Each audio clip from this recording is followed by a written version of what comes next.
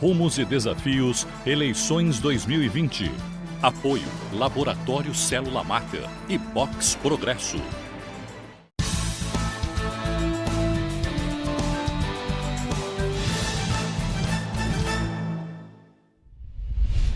Seja bem-vindo ao programa Rumos e Desafios Eleições 2020 da Santa Cecília TV, uma emissora educativa da Universidade Santa Cecília de Santos. O convidado especial de hoje é o Rui de Rosses, presidente da Câmara Municipal de Vereadores de Santos. Seja bem-vindo, Rui. Muito obrigado, é um prazer imenso poder participar do programa e estar nessa casa aqui, a qual eu conheço muito bem, né? Já garoto, na minha infância, eu já frequentava o Colégio Santa Cecília, onde eu tenho um grande carinho, principalmente com a família. Você foi eleito em 2016 com mais de 4.300 votos. Você foi eleito pelo MDB, né? E em abril desse ano, você mudou de partido, você foi para o PSL. Eu tinha duas perguntas para te fazer. Por que você fez essa mudança? E se nessa altura do campeonato, o fato do Bolsonaro ter saído do PSL, de alguma certa maneira, gera algum arrependimento a você? Bom, eu quero voltar um pouquinho. Eu sou vereador, mas eu não sei se estaria aqui se não acontecesse, com certeza não estaria o que aconteceu com meu irmão, né? Infelizmente o Marcos era um político que todos conhecem muito na cidade e eu jamais na minha vida pensei que um dia ocuparia a cadeira de vereador na Câmara, né, que meu pai ocupou por tantos anos e o Marco também, e conseguisse chegar à presidência da Câmara. Então realmente isso para mim é inédito. Pessoalmente, como homem público, porque eu não esperava. Eu fui entrar na Câmara porque todo mundo achava que o legado do Marcos tinha que continuar, o do meu pai tinha que continuar. Então, realmente, isso para mim me deixa muito emocionado e contente pelo trabalho que venho realizando na Câmara. Quando saí do MDB foi uma questão pessoal mesmo, né? Decidi que era bom mudar para um outro partido. O PSL me fez uma conversa muito daquilo que me enquadrava dentro daquilo que eu queria e depois a saída do Bolsonaro, né, por motivos que mais a alta cúpula do partido sabe, eu não tive participação. E continuo no PSL satisfeito, fazendo o trabalho que tenho feito, estamos aí com uma chapa de vereadores para concorrer e estamos procurando fazer o melhor para que a nossa cidade, isso quando eu falo melhor, é em benefício da cidade de Santos. Certamente. Você é o terceiro da família que preside a Câmara de Vereadores de Santos, né? O Oswaldo, seu pai, foi presidente em 2 mandatos, vereador outros tantos mandatos, né? E o Marcos foi presidente da Câmara Municipal por 4 anos, né?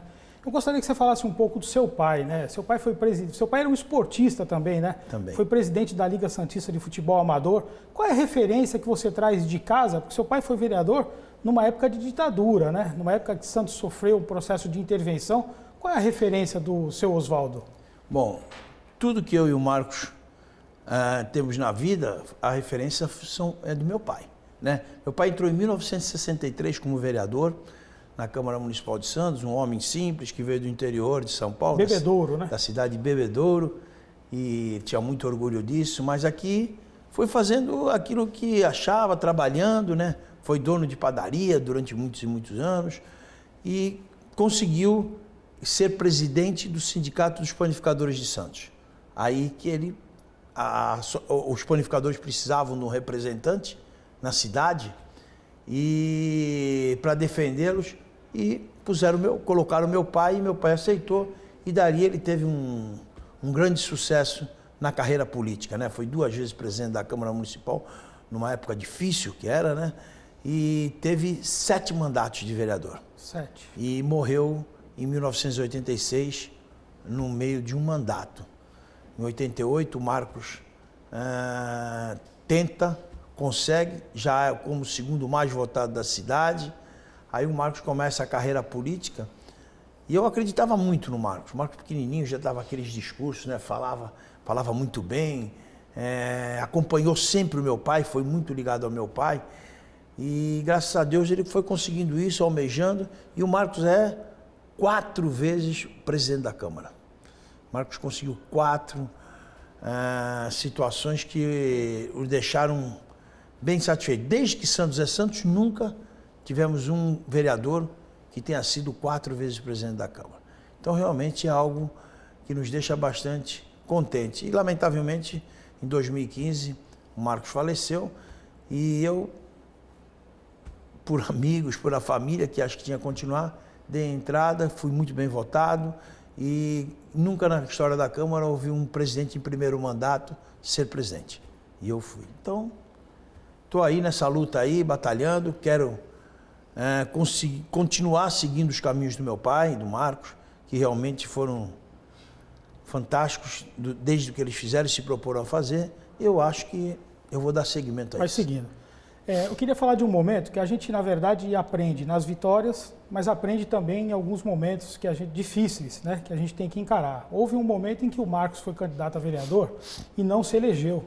Me lembro que o prefeito era o Beto Mansur, e aí o Marcos foi secretário de esportes na realização dos Jogos Abertos do Interior de 2003 em Santos, eu me lembro muito bem disso.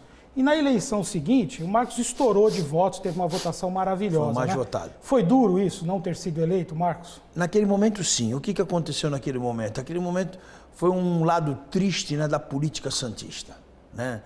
Pegaram algumas pessoas, alguns vereadores e tentaram denegrir a imagem, né, deles todos. E num papel apócrifo, né, fizeram algumas coisas que não mereciam e, lamentavelmente, jogaram nos jornais.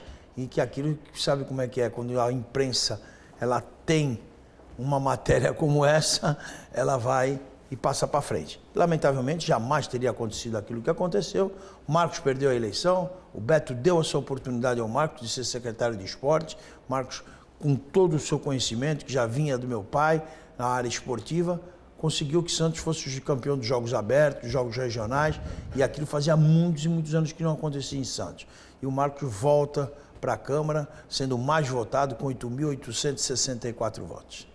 Beleza, né? Queria que a gente conversasse um pouquinho a respeito da Câmara Municipal propriamente dita, né? Vamos sair um pouquinho da história da família, que é importantíssima, né? Principalmente se tratando de você, que é o terceiro na família que preside a Câmara de Santos.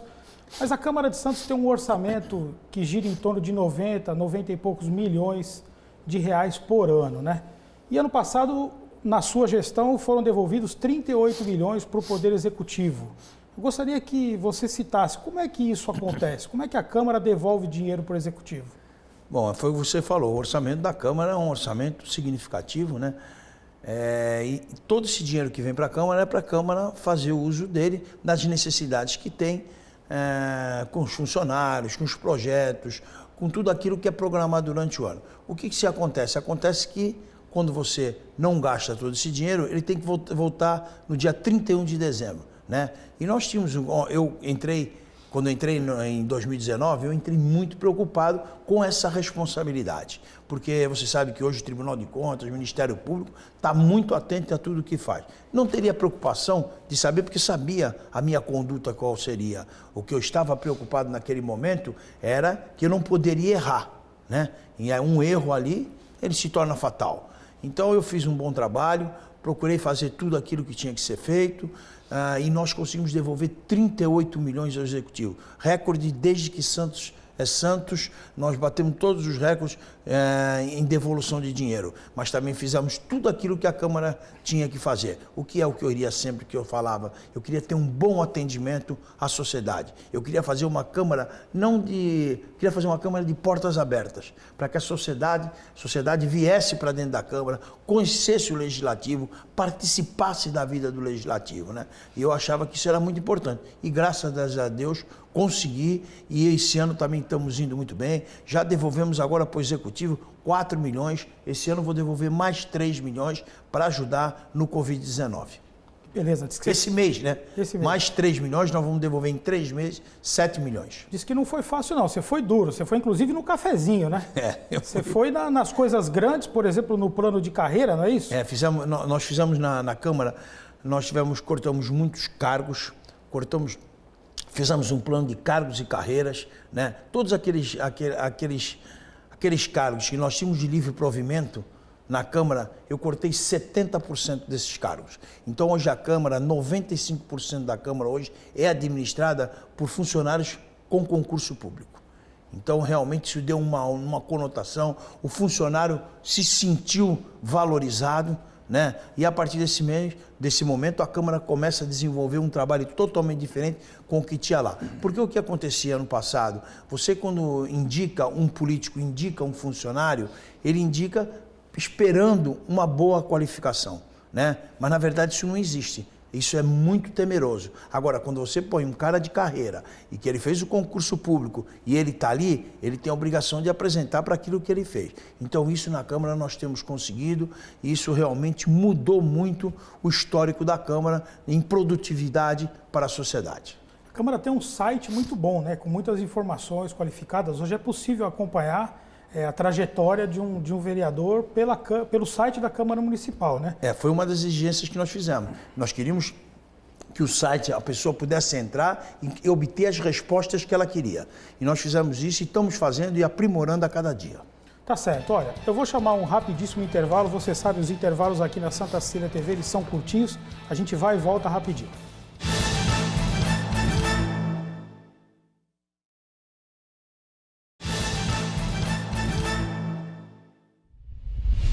Estamos de volta com o programa Rumos e Desafios, eleições 2020. O convidado de hoje é Rui de Rosses, o presidente da Câmara Municipal de Santos, né, Rui? Rui, você vinha falando da importância da participação do cidadão na Câmara, nas atividades da Câmara, né? Até para que ele conheça o que efetivamente está sendo produzido dentro do Legislativo Santista e não fique muitas vezes somente reclamando e falando mal, desconhecendo, sem conhecer. Existe um projeto na Câmara, que é um projeto antigo já, chamado Câmara Jovem, né? Queria que você falasse um pouquinho a respeito desse projeto, a importância desse projeto. O Câmara Jovem foi um projeto que já tem algum tempo, como você falou, e o que aconteceu? Essas crianças vão para a Câmara, né, para conhecer como a Câmara funciona, né? O Câmara Jovem, ele trabalha mais dentro do plenário, né? Mas os vereadores, os garotos que são vereadores, que têm o mesmo andamento que tem a Câmara Principal de Vereadores, a garotada faz. Né? Agora nós temos a Escola do Legislativo. Essa sim é um pouco diferente, né? Nós trazemos o jovem, vamos dar orientação política, né? Vamos trazer as pessoas dos bairros, né? Uma série de propostas que nós temos, juntamente com a diretora Vanessa Raton, que traz isso para dentro da Câmara e traz também algumas escolas. Por exemplo, essa semana nós começamos uma escola alemã, trazendo como é o funcionamento, né, da política que hoje existe na Alemanha, comparada com a que nós temos aqui no Brasil. Então, há uma série de vantagens dessa garotada. Nós tínhamos eu pensava muito, quando conseguimos o Acácio, eu pensava muito que nós já iríamos esse ano trabalhar no Acácio. Isso, o Acácio é um colégio, né? Acácio é o Acácio de Paula Leite, que tem ali do lado da Câmara, e eu achava que ali poderiam ser feitas as salas, né? Mas, infelizmente, pela pandemia, eu cortei o contrato, cortei todos os gastos que nós precisávamos de fazer no Acácio. Mas eu tenho certeza que futuramente, assim que passar, nós vamos conseguir voltar e fazer o Acácio, voltar a trabalhar, principalmente com a Escola do Legislativo, que esse é o meu objetivo principal. Então, diz que essa Escola do Legislativo, já vários cursos foram feitos, né? Teve um de oratória que foi um sucesso, não é isso? Nós já trouxemos promotores, já trouxemos juiz, já trouxemos uma série de pessoas que puderam dar aquilo que aprenderam para a sociedade. E temos tido bastante gente na Câmara. Agora, infelizmente, não estamos podendo ter, por motivo da pandemia, nós não podemos ter no auditório as pessoas que nós gostaríamos que tivesse. Tá certo. Eu gostaria que a gente conversasse um pouquinho sobre a relação do Poder Legislativo com o Poder Executivo, né? Nós temos aí, dirigindo a cidade, o prefeito Paulo Alexandre, né? Nosso prefeito municipal, e eu gostaria de entender como é que é essa relação com o Executivo. O prefeito tem maioria na Câmara de Vereadores, não tem? Tem. Tem maioria. Mas e a coisa ali, você, por exemplo, foi um vereador dos dois primeiros anos do mandato, que você não se afinou 100% com o governo. Tampouco foi contra. Você adotou uma postura independente, em determinados projetos você apoiou o governo, em outros projetos você foi contra. Como é que é essa relação do Executivo com o Legislativo na sua presidência? Bom, eu antes de falar do lado de vereador, como você falou, eu vinha com uma carga muito pesada, né? Carga do Marcos. Eu era o irmão do Marcos de Rossi, que até então eu não era o Rui de Rossi.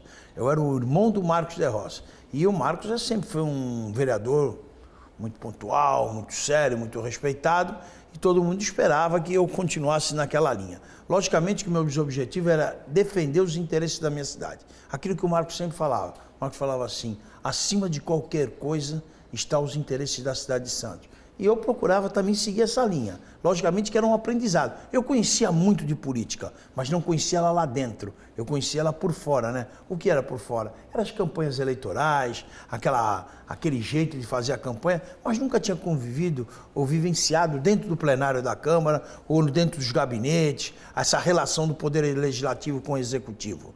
Né? E isso aí o tempo foi passando, eu fui aprendendo, fui me aprimorando, né? Conversando com as pessoas, porque a Câmara tem vereadores preparados, vereadores com uma história muito boa. E cada dia que isso fosse acontecendo, eu fui conhecendo mais a Câmara. Né? Isso aí foi dando um bom relacionamento, eu sempre tive um bom relacionamento com o prefeito. Logicamente que no começo do mandato a gente não ia na mesma linha, mas também nunca brigamos. Nada que fosse a favor contra a cidade, eu votava. Eu só faço aquilo que é a favor da cidade e entendia que aquilo poderia ser positivo para a nossa cidade. Então foi fazendo isso, foi me aproximando, os vereadores também. E a Câmara tem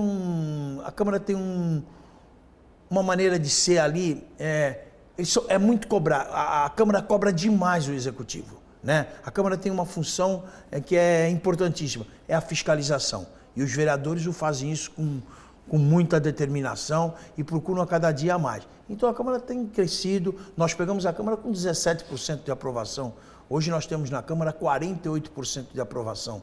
Então é uma coisa que vem mudando e eu tenho certeza que não só pela minha presidência, mas pelas outras presidências que vão vir aí, a Câmara vai mudar e vão começar a entender o bom relacionamento que precisa ter o Executivo e o Legislativo. Não adianta querer falar, vamos bater, só brigar. Não adianta, isso não traz nada em benefício à cidade. Então eu acho que pode melhorar a cada mandato, a cada gestão. A renovação é importante, né? A Câmara, ela não pode achar que vai fazer aquilo que o Executivo tem a obrigação de fazer. A Câmara pode cobrar, pode fiscalizar, mas não se botar num plano que ela é a que vai determinar o que tem que ser feito pela cidade. Eu percebo, já tive a oportunidade de ver algumas sessões conduzidas por você, né? Você é um vereador muito carinhoso, né? Você é um presidente muito carinhoso, sempre muito respeitoso, independentemente do vereador que está se manifestando, se é homem, se é mulher, se é de um partido, se é de outro, né? Esse é um DNA seu, né? Sempre muito respeito, muita solidariedade, acima de tudo, com o vereador que está lá, né? Eu acho isso super bacana, entendeu? Você pode até contrariar, mas sempre com muita fidalguia, com muito respeito, né? É o que eu digo ali para todos somos de Santos. Né? Qual é o objetivo do vereador? É fiscalizar o Executivo, né? Então nós temos que estar ali fazendo essa fiscalização, mas não com fígado, né? Não com ódio, não com rancor. E a Câmara de Santos, ela tem um bom trabalho. Ela faz esse trabalho a cada dia, é responsável, né? Eu sempre digo, o Executivo não vive sem o Legislativo. Isso. O Legislativo vive sem o Executivo. Então, é importante que haja sempre esse bom relacionamento. Eu como presidente, procuro sempre fazer com que os vereadores entendam, converso muito com o prefeito, falo, prefeito, é uma Câmara capacitada, uma Câmara que está preparada para lhe ajudar em desenvolvimentos importantes da cidade. Você veja, agora na pandemia do Covid, o que aconteceu? Nós fizemos uma comissão de vereadores lá, essa comissão de vereadores hoje tem levado importantes pautas ao prefeito, o prefeito também tem dado para a Câmara um bom relacionamento, né? Tem tido os relatórios, os protocolos, a Câmara tem acompanhado de perto. Eu, sinceramente, tenho me sentido muito satisfeito com o desempenho da Câmara no Covid-19 e tenho falado sempre para o prefeito, a Câmara está para lhe ajudar, né? Tanto é que a Câmara, como eu falei anteriormente, já deu 4 milhões nesses 2 meses que passou, vamos dar mais 3 agora, vamos chegar a 17 e eu calculo que nesse ano, no final do ano, até dia 31 de dezembro, eu consiga bater o recorde dos 38 milhões e chegar aos 40 milhões devolvido ao Poder Executivo. Quase metade do orçamento da Câmara para o ano inteiro, né? Eu gostaria de entender, por exemplo, a Câmara, há um tempo atrás, aprovou um projeto de lei que, socialmente, é muito relevante, que é a extensão da gratuidade para o transporte coletivo ao idoso acima de 60 anos. O Estatuto do Idoso, né, o telespectador certamente sabe disso, o Estatuto do Idoso obriga o transporte coletivo municipal gratuito a partir dos 65 anos, mas faculta que os municípios estendam esse benefício já a partir dos 60 anos. Existem municípios da nossa região que proporcionam o transporte gratuito a partir dos 60 anos. A capital do estado de São Paulo proporciona esse transporte gratuito para quem tem mais de 60 anos. A Câmara aprovou esse projeto. A justiça tem que ser feita, um projeto do vereador Banha, foi aprovado, o prefeito vetou. O que você acha disso? Bom, olha, na Câmara é importante que todos os projetos, todos venham para que o plenário discuta. O plenário é soberano nisso. Mas nós temos que voltar ao Executivo. Né? O Executivo é a palavra final. É o que sanciona. Sanciona, ele é que dá a canetada final. O que acontece? Aí quando volta novamente, isso é um projeto que até hoje há um debate, né? Esse é um projeto que, mesmo o prefeito vetando como ele o fez, traz alguma amargurazinha para o plenário da Câmara. Que poderia derrubar o veto, né? Poderia ter derrubado o veto, mas os vereadores, há um certo respeito nessa hora, né? Porque entende-se também que é inconstitucional que isso aconteça, né? Então, a parte jurídica da situação, a Comissão de Justiça também deu, né, contrário, no parecer, então, e a própria Procuradoria da Câmara também, e isso aí levou a uma situação que o prefeito, por ordem lá do seu departamento jurídico, da promotoria, achou melhor vetar esse projeto. É um projeto de muita relevância social, né? Talvez isso deva voltar à discussão, eu acredito que sim, no futuro, né? Porque a inconstitucionalidade desse projeto é um projeto vigente em inúmeros municípios no Brasil, né? Concordo plenamente. Mas eu acho que vai voltar. Vai voltar. Nós convivemos com a expectativa de uma ligação de túnel, né? Entre a zona noroeste e a zona leste do município de Santos. Esse túnel acabou não saindo. Esse túnel é importante? Eu acho que eu devo ter uns 20 requerimentos pedindo esse túnel. Eu acho que seria um grande desenvolvimento para a Zona Noroeste e também uma facilidade muito grande para a Zona Leste, né? É um túnel de 800 metros, né? Poderia ser feito com muita tranquilidade, né? Nós estamos vendo aí que estamos querendo fazer a ponte Santos-Santos, que vai ligar Santos à área continental, e não conseguimos ainda. Seria muito mais o custo muito mais baixo, de suma importância para o desenvolvimento da Zona Noroeste, né? Também não deixo de maneira alguma de pensar na ponte Santos, área continental, porque essa sim seria grande desenvolvimento da região. Essa já teve até maquete inaugurada, né? Lamentavelmente isso não aconteceu, né? E nós já tínhamos a licença, estou dizendo a cidade, município. A licença ambiental, nós tínhamos o dinheiro para fazer a ponte, né? Nós tínhamos todo o plano de engenharia da ponte, mas lamentavelmente Santos, mais uma vez, Santos não, né? O governo federal não trouxe para Santos aquele representante que merecia ser, né? Sempre quando vem aqui a autoridade portuária é de outra cidade, ou vem do Rio de Janeiro, ou vem de Belém, ou vem de Recife, nunca é um santista. Porque tem que vir para cá, a autoridade portuária é um santista, né? Que tenha conhecimento como vive a nossa região. É o maior porto da América Latina, né?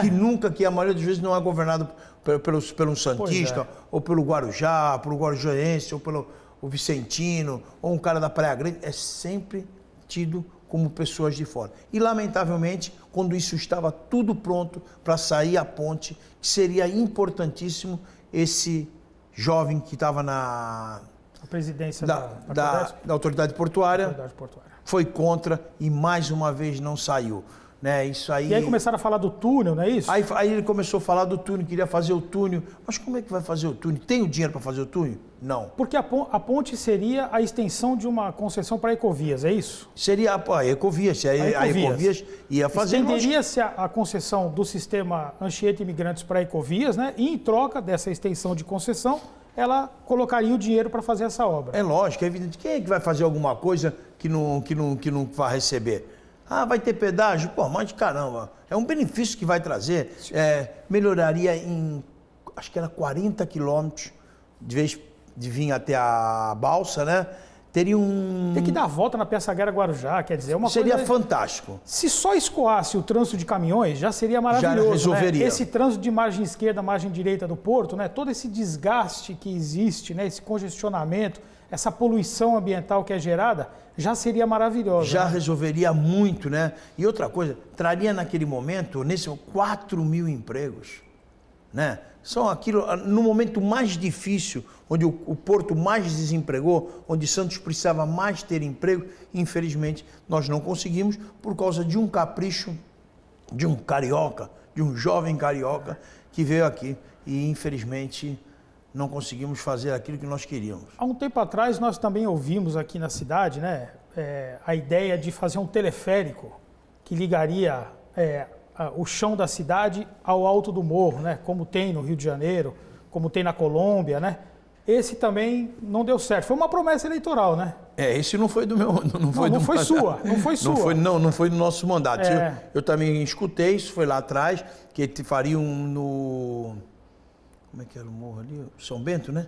Eu acho que era, mas de toda maneira ligando a parte de baixo com a parte de cima. Que para a população do morro seria maravilhoso. Seria fantástico, né? Que isso acontecesse, né? Infelizmente não aconteceu, mas a qualquer momento algum aparece aí e vai fazer. Isso. Agora, falando ainda do morro, esse ano, infelizmente, voltou a acontecer algo que vira e mexe acontece em Santos. Isso é histórico, né? Que é aquela chuvarada danada que, infelizmente, chegou a ponto de vitimar pessoas, né? Que santistas morreram por causa dessa chuva danada e morro desbarrancando. Caramba, é impossível domar esse problema, dar conta disso? É uma tragédia, né? Eu acho e entendo que teve algumas situações que o poder público falhou, mas as pessoas também.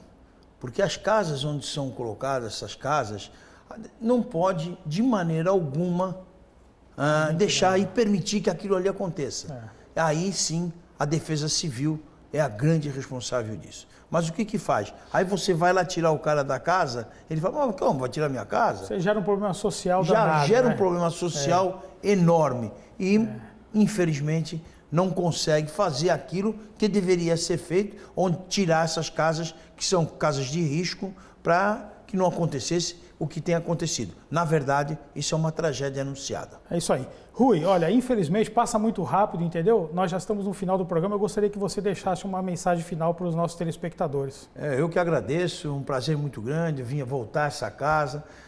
Tenho aqui, o Dr. Milton, quando eu jogava na Portuguesa Santista, eu joguei um jogo Portuguesa Santista e Palmeiras, na Vila Belmiro, e ele foi lá no vestiário, eu já tinha estudado aqui no colégio com ele, ele falou assim, agora não, agora tu vai jogar no Santos. E me levou para o Santos e eu tenho uma recordação muito grande.